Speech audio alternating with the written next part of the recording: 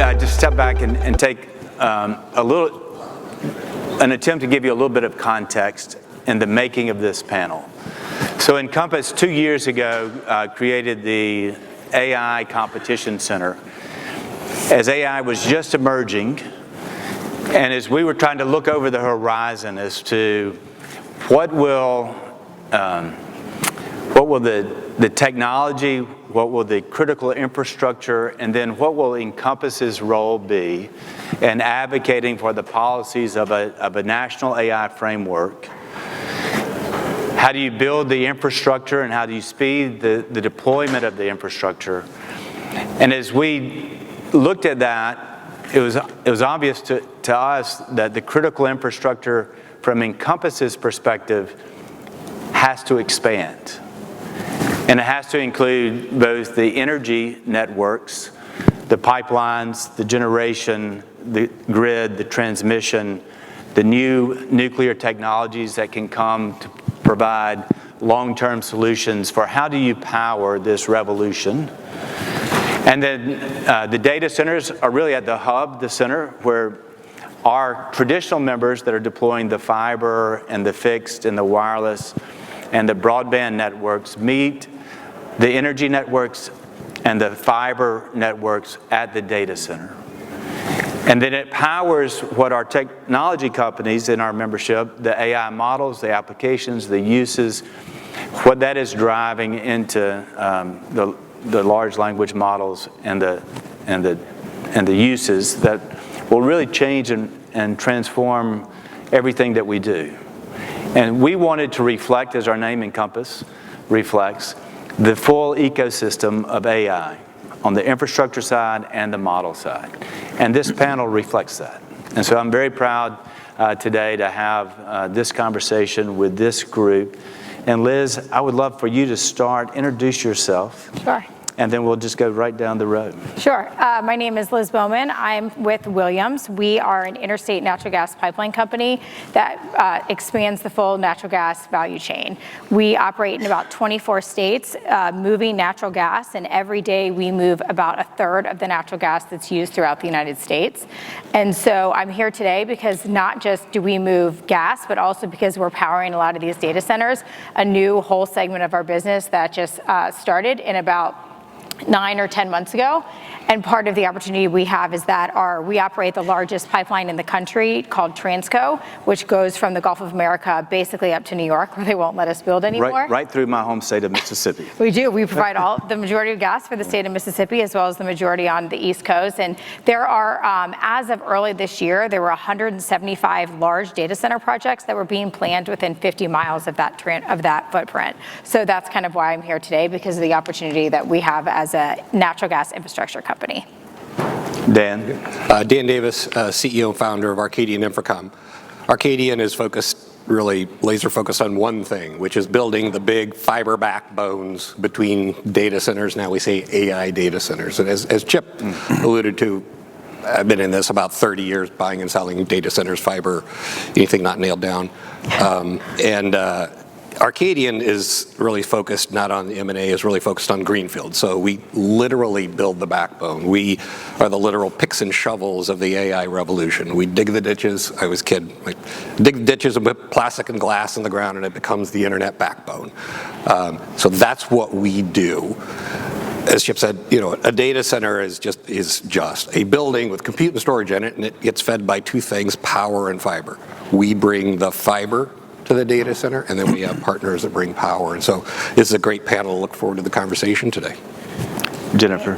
I think I'm the only one not associated with a particular company supporting it, but my name is Jennifer Fritchie. I work for Mizuho Greenhill, so I am focused. I lead the digital infrastructure team there. Mizuho, as a bank, is the 13th largest bank. We've been very, very supportive of the data center sector, deploying about $8 billion in capital from our own balance sheet to kind of fund this AI revolution. So great to meet you. Good, thank you. Well, my name is Jeff Uphughes. I'm the CEO of DC Blocks. We are a data center and fiber developer predominantly focused in the Southeast United States. We operate in 7 states, all in the SEC territory, for all of you football fans out there. Ole Miss over here. And the three things that we do is we provide, number one, hyperscale edge facilities. So when you think of inference and you think of where the future backbone is for deploying in rural or remote markets, DC Blocks is the leader in the Southeast, providing hyperscale edge data center facilities. The second thing we do is we provide hyperscale core facilities. Those core facilities we typically think that are 100 megawatts plus, and we have those throughout the Southeast as well. The third thing that we do is we provide hyperscale fiber. So we've built an integrated backbone network of around 465 miles from Myrtle Beach, South Carolina, all the way back in through Atlanta. We built metro rings around Charleston, where Google's got the largest campus, their second largest cloud campus in the world, with 2 more 600 megawatt facilities coming, and then we also built a network around Atlanta. So we see the full spectrum of everything from hyperscale edge, hyperscale core, hyperscale fiber, and that's integrated into 2 cable landing stations that really take subsea infrastructure and power from around the globe that we're currently connected to 2 different continents through our facilities, and then soon to be a third. So just to create a little bit more context, if we're in a race, an AI race, a geopolitical race in relation to China, similar to what our country went through in the nuclear race at the end of World War II, in the Cold War, the space race, and now we have the AI race. The difference in the first 2, those were all of government, primarily all of government funding, publicly funded, huge investments of tremendous infrastructure. If you think of the Department of Energy laboratory system that came Sandia, Los Alamos, Oak Ridge, all of the Department of Energy labs that continue to give us innovation today. And then NASA during the 1960s, in a very quick period of time, Houston, Michoud in Louisiana, Stennis in Mississippi, Huntsville in Alabama, Cape Canaveral in Florida. Again, those were government funded, all of government. Now we're in this huge build of infrastructure that is almost entirely private investment.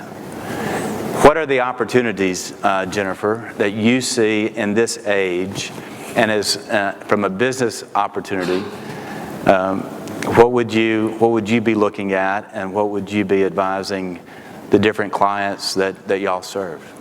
Yeah, I mean, it's just been an enormous race. I mean, the amount of capital that's been deployed, just even, I'm going to say in the last 2 months or through partnerships, and it's been just staggering. But I do believe, I actually would agree with both gentlemen to my left and right.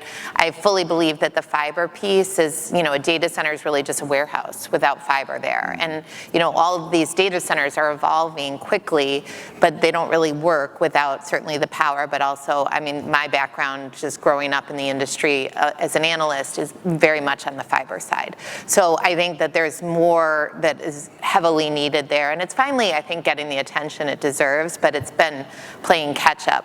And then to Jeff's point, I would agree very much on the edge side. It's not just the major football field data centers. And it's not only the enterprise deploying these smaller edge or the need for enterprises. You're seeing the hyperscalers really have very firm strategies about deploying these smaller edge data centers for the inference side. Dan, from a business growth perspective, what are you projecting next 3 to 5 years for Arcadian? Yeah, so we've, Arcadian, like Jeff, we tend to geographically kind of start in a place, and there's some synergies business-wise in building on that. So we basically focus from Denver, to the Pacific Ocean, and we got about 1,400 miles, $750 million of projects underway now. That's a big number, but understand, to build the long-haul fiber we do, it's $300,000 to $1 million a mile to build this stuff. So you can pop through capital at a pretty good rate. It's not for the faint of heart. As far as opportunities, as we look forward, as Jennifer alluded to, you read a lot about all these data centers. They need power and fiber, right? And so people like me and Jeff and some other gray hair, I'll just speak for myself, built this in the 90s, the existing fiber backbone. So you drop a data center where there's 3, 4, 5 fiber routes in and out, and then you consume a lot of power. Well, kind of like the board, we've gone in and we've put data centers where all the existing fiber crossroads are, right? Because it needs multiple fiber routes and power. Well, now we've sucked up all the fiber where the power where the fiber crossroads are. Now we have to put the data centers where the power is and the fiber isn't, which creates opportunities for people like Jeff and myself. So as we're really kind of stretching the power grid by expanding the fiber grid, when you think about it, when you're trying to put a data center in North Dakota, great, there's power there, you have to get the fiber there. So I'd say for us, the opportunity is, new long-haul fiber routes on existing rights-of-way, places where the power is being less than fully utilized. I'd say would also focus on resiliency. We have a number of really interesting federal customers and some state customers who are really focused on this resiliency from a defense and intelligence perspective. And so we all know, as we have built out, I think there were 40 to 60 fiber companies that built this stuff in the 90s, early 2000s. Now most of that's held by two parties. You've got some resiliency problems there. In a geopolitical conflict, there are hard questions being asked. How resilient is our data center infrastructure from both a power and a fiber perspective? So as far getting back to your question, opportunity, more fiber to different places, sometimes fiber to the same place, but that third or fourth route, which in a conflict will make it more resilient. Those are the things I'd focus on. Also, so inference grows, so you have these giant AI model factories in North Dakota and Wyoming where power is cheap. Well, then the models they create and are then utilized by all of us, ChatGPT, Grok, whatever your flavor of the month is, then gets moved closer to the edge so it works better for you. That's the edge data center, the inference. So I'd say there's coming opportunity at inference at the edge. Exactly how much, I don't know. But that's really when you want to invest when nobody knows yet, right? That's the risk reward. Yeah. So. Now, Liz, I'm going to come back because you're going to clean up after as a batter as far as like the home run. Jeff, what do you see as the great opportunities for your business? Well, I mean, we're participating in 3 major segments, as I mentioned: hyperscale fiber, hyperscale edge, hyperscale core facilities. And with those, I think the opportunities is number one, I think as Dan alluded to, and certainly what Liz said, we have to think differently around where we operate. It was always the NFL cities or the tier 1 markets. And the opportunities are of how do we expand and how do we find places that, number one, that power is there. And it's not just grid power. It's got to be, what is your availability to grid? What is your availability to gas? What is your availability to, potentially solar? And what is your availability to micro modular reactors and or SMRs, that no one wants to have an SMR placed in your neighborhood close to where your data center is. You couldn't put one of those without, upheaval of people coming out, from residences and others who are afraid of the word nuclear. But for us, it creates a lot of opportunities to find places where, number one, you're welcome. Number two, where the power is readily available. Number three is what Dan was mentioning. You have to have the fiber in and out because every single one of the hyperscale providers really provide services wanting to have 3 or 4 paths in and out of each facility. So for us, it's something that the greatest opportunity is we have always operated in what I would say non-tier 1 markets as where we started. And so for us, this has been a part of our playbook for now entering our 10th year of we serve locally by getting into these communities and being a part of the communities and meeting them where they are, that we have a very welcoming approach as part of a sincerity and genuineness of what we can do, of a proven track record over and over again, that when we come into these facilities, it just creates a lot of goodwill in how we enter those as well as how we execute within those. And then we have the ability to bring bandwidth with us because we're also a hyperscale fiber provider. So when we start looking across the landscape, I think I spent in the first 7 years of the business, as I mentioned, we're entering our 10th year. I think I averaged about 150 nights a year in hotels. And those were in these secondary markets, meeting every governor, every congressman, every member of state senate, every member of the General Assembly in all the areas in the markets where we were. We know mayors, we know members of city council, and they know us. And they know us for the actions for how we engage. So as the network expands out or the data centers expand out, I think it puts us in a very unique position to continually capitalize on this and go deeper into the Southeast United States than what we've done. So Liz, after listening to their opportunity case, Liz reached out to me at INCOMPAS at the beginning of the year. She had seen our work on AI and critical infrastructure, and including a coalition of energy companies. And the great thing about Williams, I don't know if many of y'all remember, there was a company called Wiltel. I worked there. Yes. So the internet backbone, Williams company, converted a number of their pipelines into fiber, using that infrastructure for their fiber routes. A company from Mississippi, WorldCom, acquired Wiltel. And so a lot of connections, but in this new age with the new technology, tell us what you see. You had mentioned 9 months ago that y'all set up just to the data center, your energy strategy. What do you see ahead? And I'd love to hear your perspective. I mean, generally, I think for us, it's all about the energy. So obviously, you need the fiber optics, you need the investment, but you need the energy. And so when you're talking about data centers, I mean, the electricity growth over the previous decade in the United States was about 5%. We are projecting from now until 2040 that electricity demand is going to go anywhere from 32% to double, and that has to do with onshoring, general electrification, bringing the manufacturing growth, et cetera. That doesn't even necessarily include all the additional energy growth from AI and data centers. And so from our perspective, that's like the initial problem. I think when you're looking at how do you power all of these things, but additionally, when you talk about the race for energy and the race for AI against China, we have a real challenge here. China, over the past decade, has increased their electrification by 7 times. The United States, during the same time period, completely flat. So we have to not only increase generation, but we also have to be able to provide the pipelines, the natural gas generating systems, et cetera, and the base load power to really power these things. So when you're talking about data centers, you're talking about advanced manufacturing, you're talking about these huge facilities, you have to have the base load power to be able to provide that 24/7 power. So, I mean, I have a couple random slides. I don't know if they'll come up here, but if you look specifically, here's the electrification number I just talked about. But when you talk about data center energy loads, they don't follow the same track that wind and solar provide. So you have to have that base load because data centers are going 24/7. So in the blue, you have where natural gas is providing that consistent power. The only sources that are really able to meet that demand are natural gas, coal, and nuclear.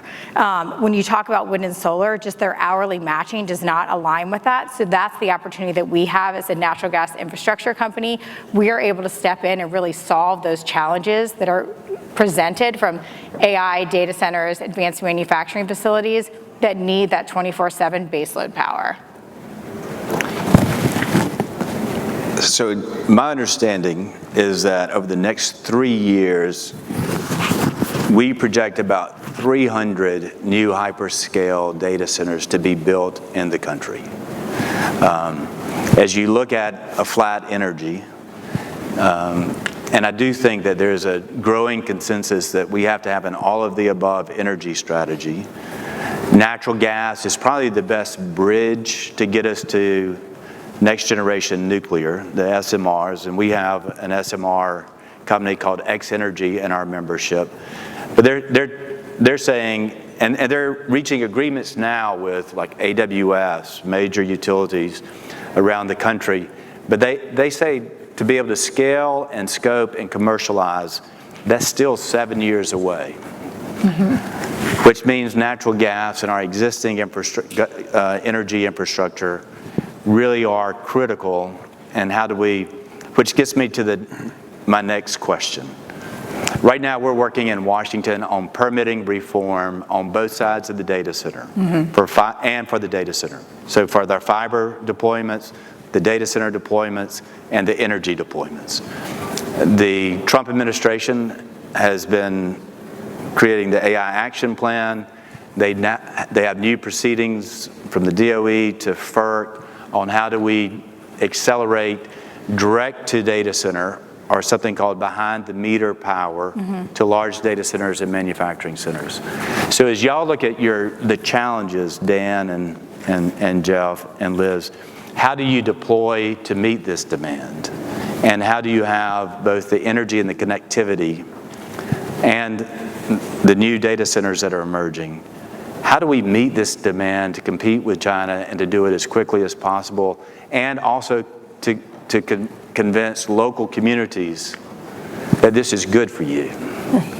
So talk a little bit about the challenges. Jeff, you talked a good bit about how much you spend your time, and I know everybody on this panel, Jennifer, maybe you have the luxury that you don't have to go to the city council and to the mayor. Talk a little bit about the community engagement, and how do you persuade local communities and state leaders to take this tremendous investment, and then the opportunities and the benefits and the economy that it powers in the future. Talk a little bit about your experience and any recommendations. Yeah, well, first off, the slide that is up here of what Liz is showing, I think is critical. Natural gas is the only way in the short run to fuel the energy needs of what we have as a nation, especially with the amount of demand. I think you're also going to have to slow the retirement of some coal-fired plants if you want to keep up with it, to allow the time for a lot of these to start coming online, whether they're new natural gas combined cycle plants, whether they're just abilities for us to find where the energy is. The transmission grid is really key to how this takes place, because there are pockets where, like if you look, I'll use Atlanta as an example. If you talk to Southern Company and Georgia Power, there is no more transmission grid in the way they have to balance the load across that they can bring on much more than what they've already done. Their IRP plan for 2020 up through 2028 is 3.3 gigawatts. The request of what they're putting in for their new IRP plan that is filed in December is going to be 8.8 gigawatts of capacity.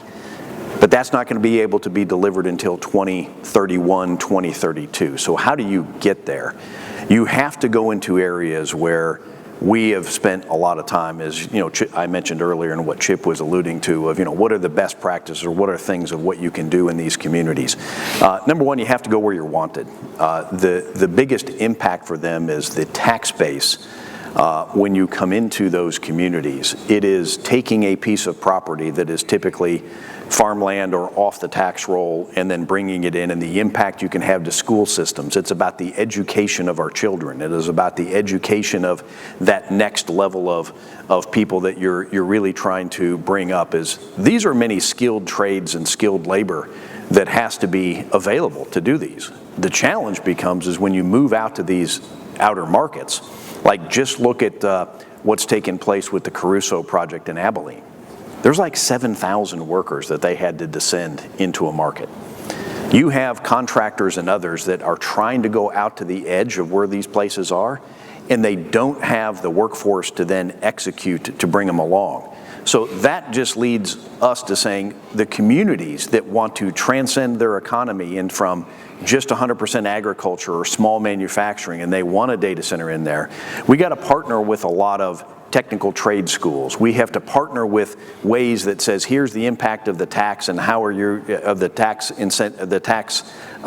generation and personal property tax and other taxes that we would pay coming in from our customers and the equipment that they deploy. All of that can be pushed into the communities that has a direct impact on schools. So, it's a big challenge of trying to figure it out. It's doable, but it takes partnerships to pull it off. And it's partnerships with community colleges, it's partnerships with technical trade schools, it's partnerships with communities, it's partnerships with what is our plans for what we have to do, and you have to meet the community where they are in order to do this and not come in. And it's one of the reasons why a lot of the hyperscalers like us, or a lot of the hyperscalers look at things is, they know that we have this community presence when you walk into a place. We can be, I don't want to say their face to the market or their shield, because when they come in, they typically, they're sending people in that aren't skilled in understanding what those rural communities are like. And it's not that the hyperscalers send bad people in, it's just they don't speak the same language. If you send a New Yorker and a California in to go in and start talking to communities in the Southeast, it doesn't come across really good sometimes. So Liz, what are the myths out there on energy and electricity and affordability and the rates going up caused by data centers? Is that true or false? That's a good question. I think just in the past couple of weeks, we've really seen electricity prices in particular have really become a campaign issue, because we have some of these, off-year elections that are happening in New Jersey. I mean, this is a huge piece of the New Jersey gubernatorial campaign, the election prices, electricity prices that have gone up because New Jersey's over-reliance on wind and solar. And then additionally, you're seeing similar things. I saw the Georgia election on their PUC is now having similar issues on electricity prices. And I think that this is something that is becoming it's becoming an issue. And I think, when we talk about energy from the energy industry, we talk about an energy trifecta. We talk about affordability, reliability, and security. Those are the big things. Environment comes and goes, but I think those three important pieces of the stool, and that trifecta is really what's important. We are now seeing that the affordability angle is the absolute most important. And so I think the biggest challenge for all of us across the industries and the different sectors that are investing in data centers and AI, and making sure that we're telling the real affordability story here, because it is not adding more electricity, and depending on the sources, lowers energy prices. Natural gas is 4 times cheaper than electrification across the country, and that is different in different areas of the country. In New York and the Northeast, it's significantly more expensive. In the South, it's some of the most affordable electricity. It just kind of depends on the infrastructure that's available. And so I think it's really important that we're telling the story about the fact that the increased generation, the type of sources directly have to do with the price of energy. Additionally, the majority of the work that we're doing at Williams is behind the meter. So we are not adding to the grid. We are not, in theory, we could add to the grid later down the road, but what we're doing is the direct connection between the sources of the energy production to these data centers, so it is not affecting ratepayers at all. So I think that's a really important message to make sure that we get across. The reason that prices are going higher, people's energy bills are getting higher, is because of the lack of pipeline infrastructure.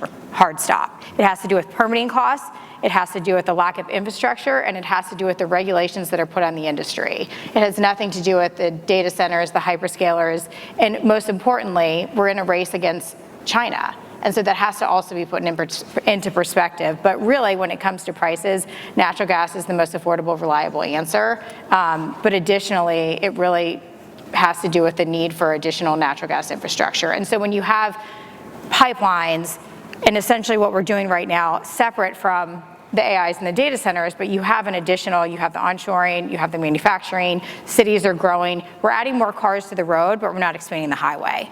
And so we need to expand the highway, and the way to do that is to add more pipelines. But you can't add more pipelines into areas of the country that don't necessarily want them. So it really does have to do with what are the states that are willing to have this infrastructure and bring it in, and what are the states that are continuing to block it because of antiquated notions of, good versus bad energy. It's an interesting time as the association that was the founding voice for competition in telecommunications, advocating for the breakup of the old AT&T long-distance monopoly and then the Bell monopolies. We now have what I think through this transformational technology, a chance to bring a lot more competition to the electricity markets if we get policies right. Energy, electricity, at least on the electricity, is still primarily governed by the 1934 New Deal, natural monopoly, legal monopoly policies, which make bringing new distribution, new generation, new transmission very difficult because of the regulatory model that's still basically almost 100 years old. And now you're trying to force as fast as possible the infrastructure and the generation to meet the moment for a lot of different imperatives, essentials, and strategic reasons. And so we're working very closely with all the companies here to do permitting reform in Congress, in the administration, wherever they have the authority to reform, whether it is the process as it relates to how do you build a fiber network, how do you build a transmission, how do you build a pipeline, how do you build a data center. Talk a little bit about the work that we're doing on permitting reform and why that's important, and on both sides of the data center. Dan, I'll let you start this one first. I mean, from the fiber side, so we tend to build the hardest, most expensive stuff, maybe because we're not rational, everybody else is, but it creates a great competitive moat and good business for our investors. The hardest part about our business isn't the actual construction. It is hard. It's building 36, 48 inches down through solid rock, solid granite, which you can build a couple 100 feet a day with diamond bit rock saws that are taller than me. Like, it's an impressive. That's one kind of hard. That's time and money. The real hard part here is getting the rights of way, the permits. Salt Lake to Phoenix is my best bet, 693 miles. 74 different permitting agencies in less than 700 miles. That's insane. And if you don't get one permit, then you can't connect Salt Lake to Phoenix. That's the risk. That's the problem. And it's kind of, you can have one holdout in a permitting agency, one municipality, in the middle of Utah, Arizona, it doesn't matter, California, that decides to hold the whole thing up knowingly or unknowingly. And so that's the problem. I have not lived in China. I suspect they don't have that dynamic, whether you're building fiber or pipelines or power lines, that's the level. The stakes here are incredibly high geopolitically and from a national security perspective. We've got a regulatory structure that is kind of bottoms up, and you can have a lot of holdouts. If I've got it's about a 5 to 6 year process to build a long haul fiber line. I spend the first 3 years doing permitting. It takes me less time to build it than it does to permit it. Mm-hmm. That's just the reality. So what I think we need, I'm not a person who just always complain about problems, is you've got a national priority, which means you need national leadership to push some of these policies down in a very uncomfortable way. I'm from Pleasant Plains, Illinois, 600 people. We're, brilliantly independent and like to do our own thing. But there has to be a balance between kind of local control and national priorities. Yeah. Last summer, I was sitting in one of the lead assembly person's office in California, and I was explaining to her how I really was glad I didn't have her job.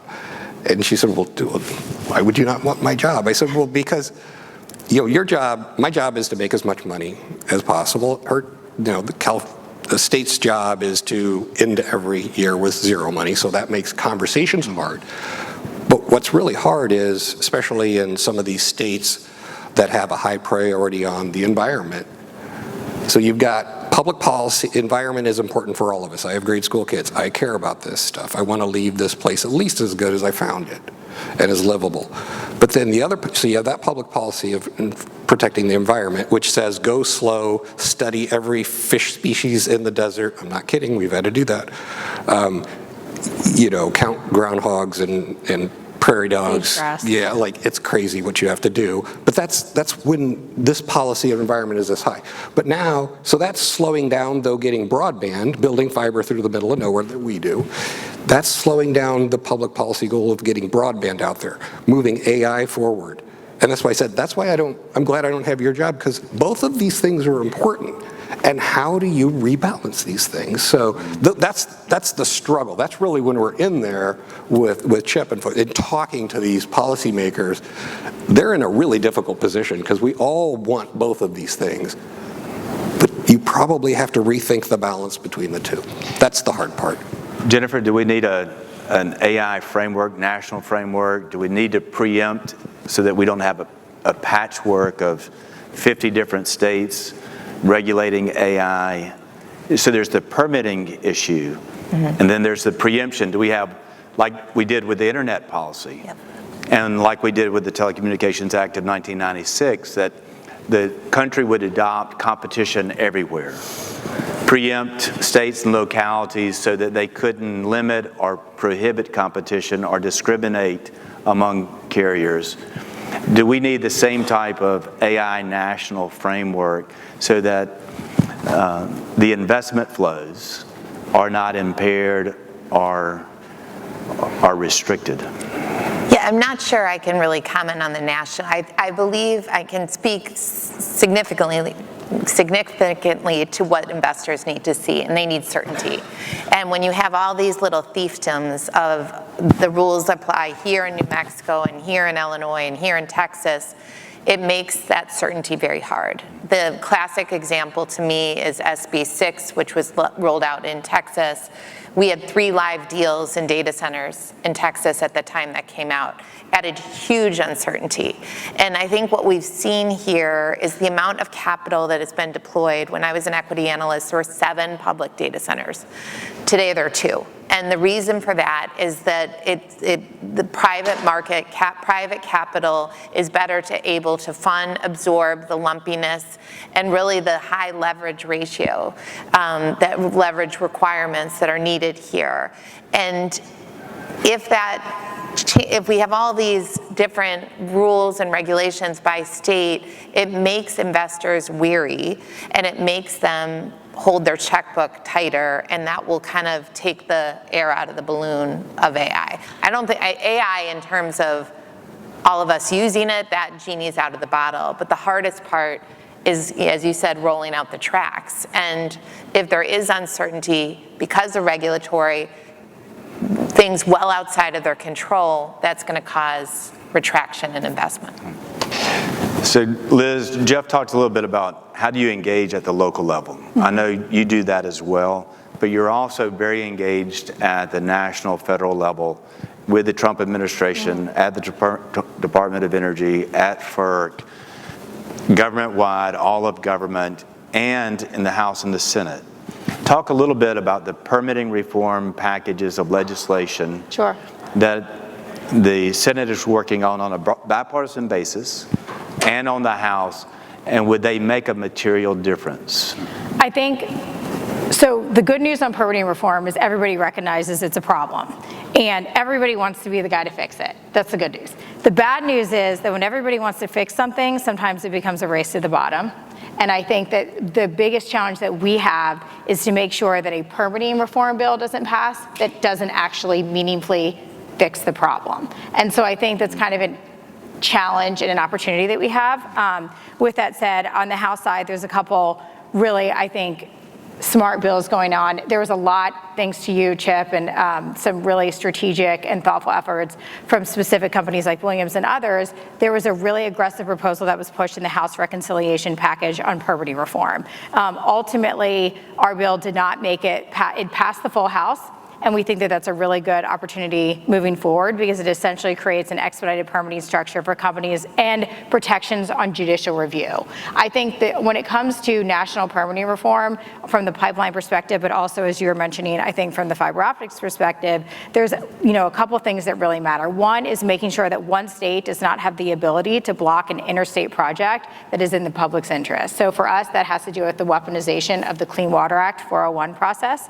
And then additionally, across sectors, whether you're talking about telecom, energy infrastructure, wind, solar transmission lines, everything, the need for judicial review reform, meaning that activist environmentalist groups, which I'm pretty sure they don't have in China, can't come in and challenge projects and revoke permits, and basically create this like cluster in the courts where courts can then vacate or cancel permits because they're challenged for whatever particular reason. So you didn't study one of the sage grouses, or you didn't look at this particular fish during this one particular month, or whatever it is. So I think that there's a lot of opportunities out there to meaningfully tackle judicial review and then also to address the weaponization of environmental statutes. But I would say on the House side, we had the reconciliation bill. We also have Richard Hudson has a bill specifically looking at the pipeline permitting process around the Clean Water Act. Bruce Westerman, the chairman of House Natural Resources, has the SPEED Act, which is looking specifically at NEPA, the National Environmental Policy Act, which unfortunately affects every piece of all infrastructure in the United States. They're looking at a way to make that better and more workable in line with a recent Supreme Court case called 7 Counties, which basically reduces what can and cannot be looked at in the NEPA process. And then I would say those are kind of the big bills right now on the House side. The Senate has yet to release any proposals this year, but I know that Chairman Lee from the Energy Natural Resources Committee and Chair Capito from Environment, the EPW Committee, are working really aggressively and trying to come up with something that addresses and meaningfully moves the ball forward. I think the challenge for each and every one of us is to make sure that we read the proposals, we provide meaningful comments, and we look for things that really move the needle and don't just get overly excited about something that they, call permitting. And we have to just make sure that we're holding everyone's feet to the fire. And most importantly, the Trump administration, as you said, they really are providing that next level leadership and aggression and necessary ability to compete that we did not see before. And so if it wasn't for the leadership and the Trump administration through the Energy Dominance Council, through Secretary Burgum, Secretary Wright, Administrator Zeldin, I don't think any of this would be possible. And so I think it's really a unique opportunity and time that we have right now with all of these members of Congress and the leadership from the Trump administration coming to really build things. Because at the end of the day, we have a president who is a builder and he wants to build. And so I think that's a really great opportunity for our country. What you're seeing is a little bit of a window of how we advocate in Washington. So if I can go meet with the chairman of the right committee or go talk to the right administration official and say, we have the natural gas infrastructure, we have the fiber infrastructure, we have the investment community, we have the regional data center companies, and we're the only one that is INCOMPAS. Other associations will maybe bring the fiber, or they may bring the data center, or they may bring the energy, but we are unique and distinct in that we bring the entire ecosystem and coalition. And because we do, it makes us more effective, and it makes the leadership of Congress, I think, listen more closely to what we're having to say, because it really is all interconnected. And so I'm very excited. The next 3 years, we probably have the best chance in my lifetime of getting how we build things right. And there are good reasons that we developed in the 40s and the 50s and the 60s new rules on big projects. But over time, that created a bureaucratic state that just resisted building anything or delayed building everything. And I think we're in a moment of time where we do have the political configuration, and there is a bipartisan consensus emerging that we've gone too far, making it too difficult to build anything in America. And we are in a global race against China. And they don't have the same restraints on building the infrastructure that is going to power their AI on a national security and economic competitiveness. So it's important work that we're all doing, and the coalitions that we're building and the campaigns that we're going to be running, so that we get it right and that we build as fast as possible. All right, I'm going to turn it back to you, Jeff, and we're going to come this way. Any last thoughts on the opportunities and the growth and the policies that you'd like us to emphasize going into the end of the year? The government will eventually reopen, I promise you. maybe by the end of this week. And as soon as that happens, we're going to be working on permitting reform and build America as fast as we can. And so, Jeff, what is your advice? Well, I think that the general consensus of this panel here is that we are in a race with China. If you really look at what Liz was saying, I've got some statistics that show the age of our thermal fleet versus the age of what's taking place in in China, and what's happening across gas, what's happening across coal, what's happening across nuclear, what's happening across all the energy sources. And I think that from a permitting reform, I really do think that there's not a one size fits all, but we're going to have to streamline and speed the amount of permitting across every sector of this. So whether it is fiber, of what Dan's talking about, we go after subsea fiber or subsea permits that allow us, that we have to deal with U.S. Army Corps of Engineers, with NOAA, with things around the environmental agencies of putting things out into the ocean, be able to accept cables. Those need to be faster permitting on fiber, faster permitting on right-of-way, which right-of-way is very, very difficult to get done, especially for transmission and gas. So we're going to need all of it, and it's going to need to be, really fast going. I think Liz made a great point of you can't have these block interstate engagements, because the interstate engagements, what is a national long-haul fiber network, gas network, anything? It's interstate. You have to have it. So we're going to need to have Washington's help. Yeah. And then finally, just one more thing. As you think of how the federal land is being opened up for new deployments, there's 4 in the country that were DOE sites. Those 4 is in Idaho National Labs. You've got things in Paducah, Kentucky. You've got the capabilities that are at Oak Ridge National Laboratory, and then you have the Savannah River site that was former nuclear waste and nuclear creation site for the government back in World War II. You look at opening up that federal land, they're going to have to ensure that they get behind policies that would allow people to actually affordably build and finance those projects. And that's also now happening across different Air Force bases and other things. So that permitting and help from Congress will be really required. Jennifer? I would just say, I'm not, again, running a company, but I would say every moment there's people talking about the AI bubble, and having lived through the fiber pop, I would really communicate to DC how different this time is. Then it was very much, Dan lived through it too, build it and it will come. This is build it because we need it 3 months ago. And the urgency and the need for spend, you're dealing with investment grade counterparties, which is a huge, huge difference to 1999 when pets.com was a regular customer. I think they just need to know the urgency that's really clearly being felt. Dan? I'd say the highest levels start thinking differently about a relationship between the private sector and the public sector. That's part of what's made us successful. It's how we got a deal done with the Navajo Nation. Never gotten done before. We got a deal done with the state of California. Boy, that's been a lot of fun. No, it had, because we've been able to actually open up rights away that literally were never opened up for fiber before. But then you've got some policies there on the environmental side, which well-meaning, but then make things difficult. Rather than looking at it as regulated and unregulated, we're both partners to get to the same place, which is, what geopolitically, become at least as good as China, if not dominant in AI, which requires putting a different lens on balancing broadband policy, rights-of-way policy, energy policy. There's something the government and private sector can partner on.